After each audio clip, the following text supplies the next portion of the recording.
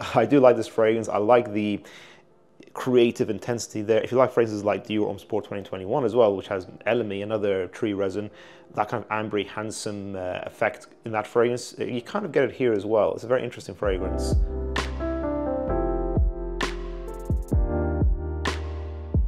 Thomas Ford is an interesting brand that I've been loving to hate recently because I feel like they're not as original or as creative or as pioneering as they used to be. However, they have come out with this recent release here, which is Tom Ford's Bois Pacifique. I knew this was coming in the signature line. It seemed quite interesting because it's not a recreation or a re-release or a repackaging of a private blend fragrance into the signature line like they did with let's say Café Rose is one of them, as well as Beau Jour, of course, is one in this similar packaging style. They also did that recently with Oud Mineral. So I thought, because this seems to me a completely new release, I thought I'd try it out. I didn't actually know the note breakdown, but I thought, hey, it's new. Let's give Thomas Ford another chance. I'm an adult. I can spend my money how I want. I spent £100 on 50 ml of this. Is it worth it? Let's unbox it and decide. Here's how it looks bottle-wise. Bois Pacifique. So I guess that translates to Pacific wood. Am I right? My French is atrocious, so I'm not sure. But this is a very interesting fragrance. So, of course, it has that similar bottle style to Beau Jour, Costa, Azzurra, that kind of packaging style. And actually, there are similarities to those two fragrances, I feel, in this fragrance here as well. When I first sprayed this on, I didn't know what to anticipate. I don't think I read anything on this fragrance, actually. I don't even think I knew what the note breakdown was. So when I first smelled this, I was really surprised that this is an ambery, spicy, woody fragrance. This is quite Middle Eastern smelling, which is quite interesting. I feel like, okay, this is good. I really like the opening.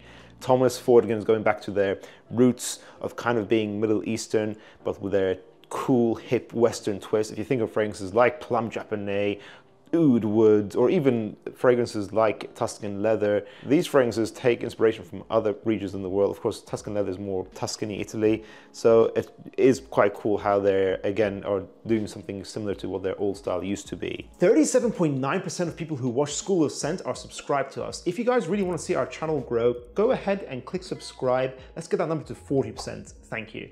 Ambery, woody, spicy. It has that elegant Tom Ford style. I feel like it has a similar ambery elegance you get in Costa Azzurra Parfum as well as in Beau Jour.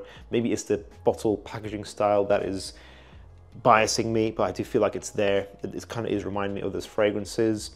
It's new, it smells modern, it smells interesting, creative. I would say this smells, as I said, spicy. It has that cardamom and turmeric in there, but actually I would describe this as sort of like a warm clove fragrance, like a really intense clove, if you know what the note is like. It's intense, fiery, spicy, and it's definitely a frankincense fragrance. A frankincense note is dry, woody, spicy, ambery. It gives Middle Eastern facets. It's olibanum, it's a bubblegum resin. You can actually eat frankincense raw, as far as I know. It does remind you of the Middle East. It's a tree from Africa, but it's used in a lot of Middle Eastern style perfumery. It's rich, very sexy. I would say it's unisex, leaning masculine overall. It's a very interesting fragrance. I like the opening the most, and it has the best projection, of course, in the first few hours. What's the performance like on this fragrance? I do think you're getting over 8 hours with this fragrance, but I think on Fragrantica you're going to see mixed opinions because it's not the best projecting fragrance. I would say it's a bit of a soft to medium projecting fragrance overall. And for £100 for 50 ml, it's a little bit disappointing. I gotta be real with you. I do like this fragrance. I like the creative intensity there. If you like fragrances like Dior Homme Sport 2021 as well, which has elemi, another tree resin, that kind of ambery, handsome effect in that fragrance, you kind of get it here as well. It's a very interesting fragrance. The dry down is quite sexy as well, so it's annoying because the projection is not the best, but if that dry down projected a little bit more, you'd be able to detect this really nice sandalwood in here, which I think is the prominent woody aspect of this fragrance. Sandalwood is a very warm, inviting, woody note that's very long lasting, and how well your nose can detect sandalwood because it's such a big molecule. Some noses actually can't detect it very easily. That will determine your perception of the performance of this fragrance. So beautiful sandalwood, vanilla, ambery, very nice dry down as well. Let's say just over 8 hours with a soft and medium projection. Versatility is pretty good as well. I think this could be your signature most of the year round. Day and night, autumn, winter, and spring. Those 3 seasons. I don't really see this as much of a summertime fragrance, but hey, yeah, that wearability is pretty good. Is it worth the price tag? I will say that it's a point of contention. You need to try it first, I would say. Try it in store if you can.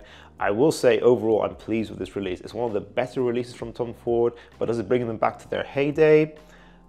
Not quite. I will say that it still smells a little bit tame. It doesn't smell like it's going like in the statement-making direction like the other fragrances did.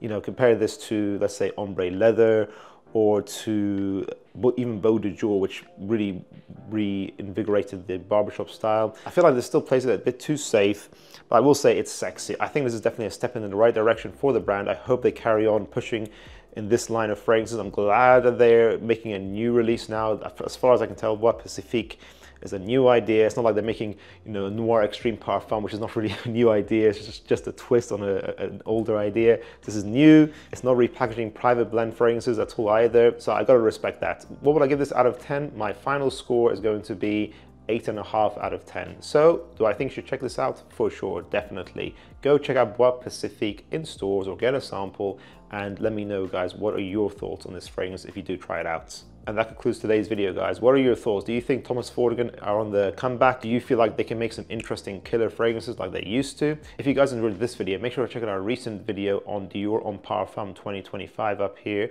I'll see you guys in the next one. Bye.